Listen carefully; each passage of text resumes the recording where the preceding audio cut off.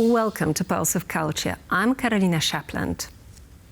The Kashubian language, spoken in northern Poland near the Baltic Sea, made its official debut on stage at the Grand Theatre National Opera in Warsaw. Polish actors Danuta Stenka and Damian Wilma brought to life a new Kashubian production entitled Bosco, a love story in which nothing is as it seems. The Kashubian language, rarely present in Polish classical music, became the foundation for the song cycle Bosco for baritone and piano, composed by contemporary composer Łukasz Godyla. The piece is the result of a collaboration with Damian Wilma, a Kashubian-born singer. I was really puffed and amazed by the beauty of poetical metaphor of these songs and of the great music.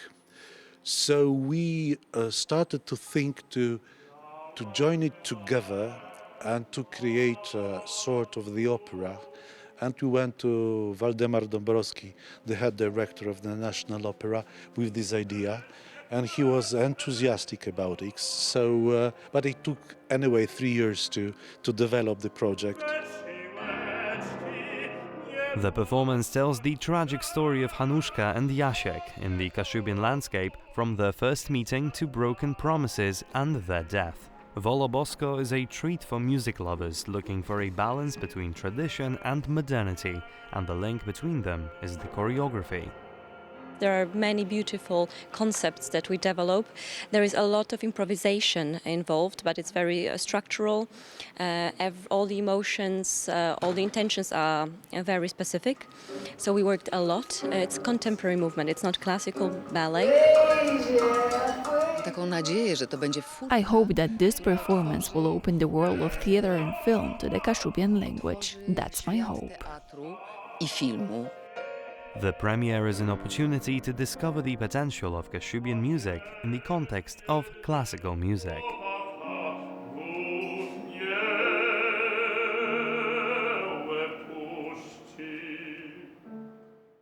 Now, to some exciting updates from the world of cinema. The European Film Awards were presented last weekend in Locarno, Switzerland, with the main prize going to the film Emilia Perez, directed by Jacques Audiard. There were also accolades for Polish filmmakers. Meanwhile, in Los Angeles, the Golden Globe nominations were announced, including 2 Polish co-productions. The European Award 2024 goes to Emilia Perez by Jacques Audiard. The biggest winner of the festival was Emilia Perez, directed by Jacques Audiard. The film follows the journey of 4 remarkable women in Mexico, each navigating their own struggles and aspirations. It's a production that blends the genres of opera and musical. The director also won awards for both Best Screenplay and Direction. Playing the title role in Emilia Perez, Carla Sofia Gascon was named Best European Actress of the Year. Wim Wenders, one of the most influential figures in modern German cinema and the creator of such iconic films as Heaven Over Berlin, Buena Vista Social Club and Perfect Days, was honored for his lifetime achievements. The director was a founding member and president of the European Film Academy from 1996 to 2020. In his acceptance speech, he expressed his gratitude to Polish filmmaker Agnieszka Holland. Agnieszka Holland, you are the most fantastic, courageous 3rd president of that academy that you served. I thank you from the bottom of my heart. Don't ask what the country can do for you. Ask what you can do for the country. And I really ask you, I really urge you to think what you can do for Europe, because Europe needs you, the film community. Among the winners in the awards was also Jagna Dobesz, set designer for the film The Girl with the Needle. The European Film Awards are the most prestigious awards on the continent and the equivalent of the American Oscars. The films are awarded by filmmakers who are members of the European Film Academy.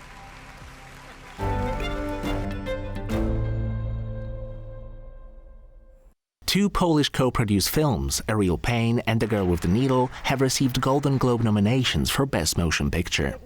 The nominees for Best Performance by a Male Actor in a Motion Picture, Musical or Comedy are Jesse Eisenberg, A Real Pain. Benji, I just got to the airport. I really hope you left already. Oh, God, you made it. A Real Pain by US director Jesse Eisenberg has been nominated in the Best Musical or Comedy category.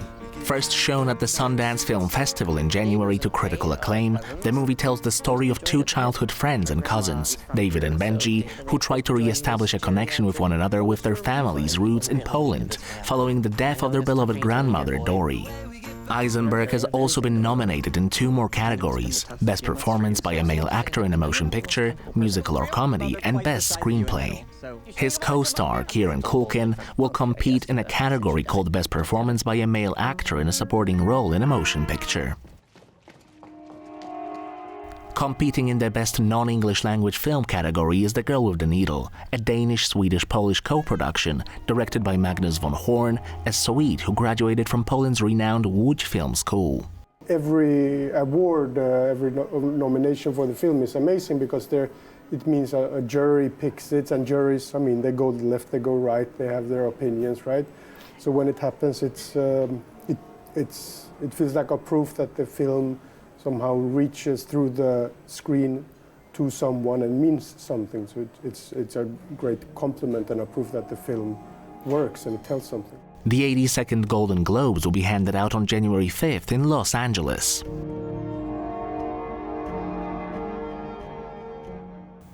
Poland's first queer museum, and only the 5th of its kind in the world, has opened in Warsaw with large crowds gathering for its first full weekend of operation. Seeking to document the history and culture of the country's LGBTQ community, the museum was created on the initiative of Lambda Warszawa, Poland's oldest LGBTQ association.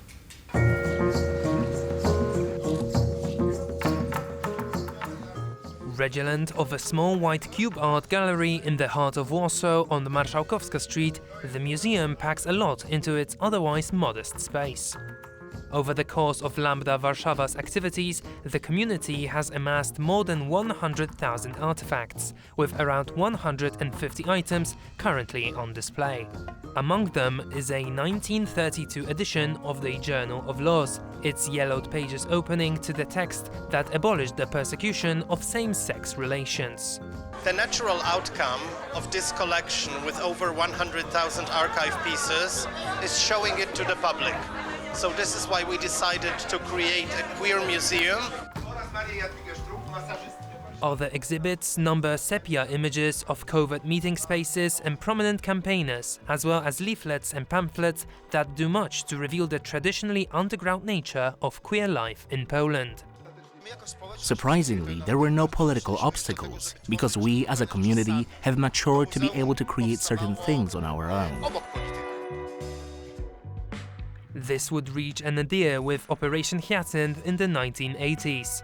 While the last provision penalizing queer life was repealed in 1969, the AIDS epidemic of the 80s saw authorities crack down on homosexual circles by harassing, surveilling and arresting those involved. It is a story of oppression, it is a story of different homophobic systems, political system, religious system, but it is also a story of how queer communities were and are resilient. It is a story of getting our own voice, it is a story of becoming visible, and it is a story that continues to this day, and this museum opening here in the center of Warsaw is another chapter of the queer history that we're opening right now. Following a timeline that begins in the 16th century, the museum's mission is delivered with clarity and pride. The superstar artist, renowned for his collaboration with a luxury fashion brand and Kanye West album covers, is back with a major solo exhibition in London. Takashi Murakami's latest show features epic paintings that riff off the history of Japanese art, blending reinterpretations of iconic historical works with modern technology.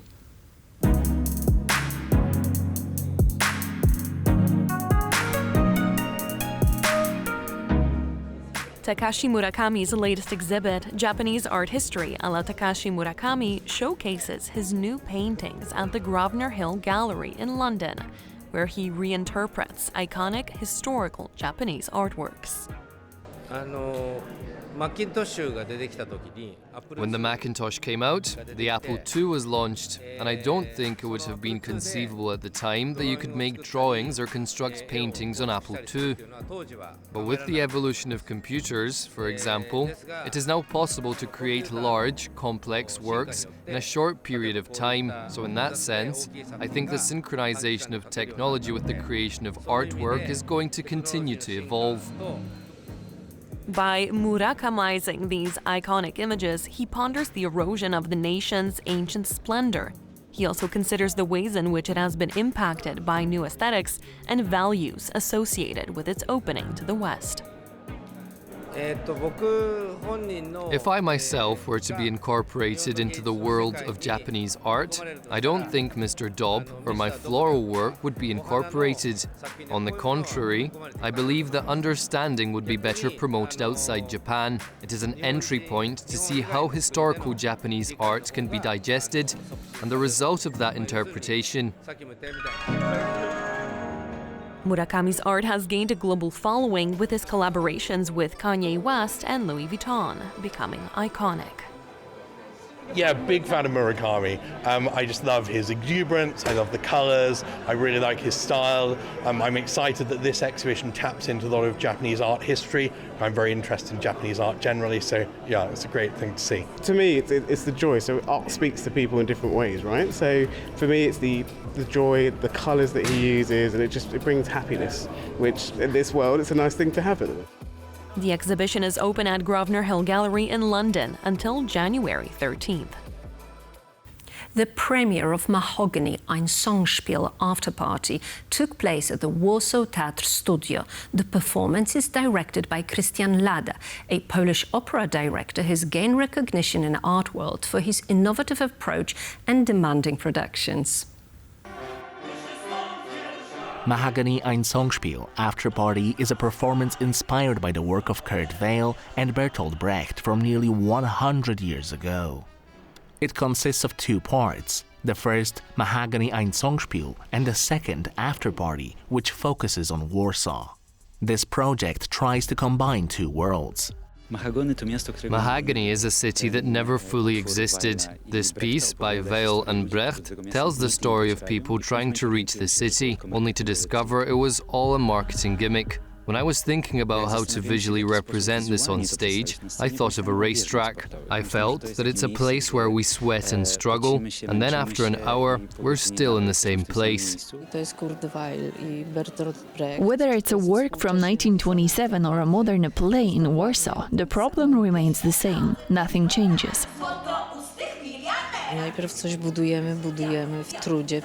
We gain something and then we destroy it. On the one hand, the world of dramatic theatre, and on the other, the world of classical music, with an orchestra, a conductor, musical theatre singers, and opera performers. The songs for the second part of the show were written by Bartosz Fisz-Wagleski, a Polish rapper. And as the author points out in his musical layer, it's kind of a roller coaster. It was a big challenge because we had to compose music for opera singers, dramatic actors, and vocalists.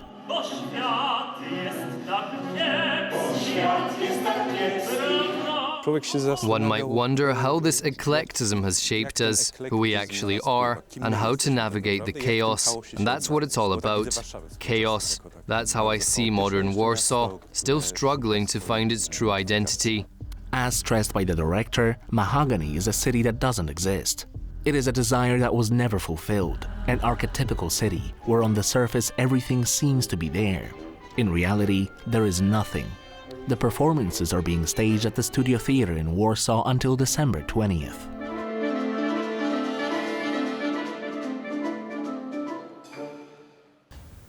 And that was Pulse of Culture. I'm Karolina Shapland. Thank you for watching.